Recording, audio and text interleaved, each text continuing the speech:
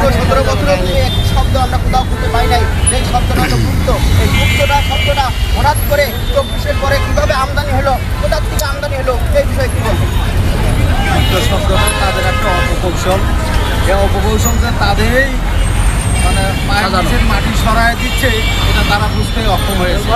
আর ইনশাল্লাহ বাংলাদেশের এই যে অবস্থান, আবার জনগণের মনের ভিতর থেকে যখন এই গুপ্তের বাস্তব প্রতিফলন শুরু হবে, তখন তারা বুঝতে পারবে এটা তাদের জন্য কত অশনি সংকট।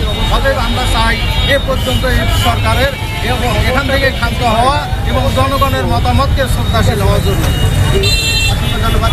আমরা যেটা জানতে পারলাম যে ইতিমধ্যে এই গুপ্ত শব্দের যে ব্যাখ্যা, সেই শব্দের ব্যাখ্যা শুনলাম এবং আমরা এটাও জানি এই গুপ্ত শব্দটাকে করে আজকে বর্তমান সবথেকে বেশি ধরাশায়ী হয়ে গেছে বিএনপি।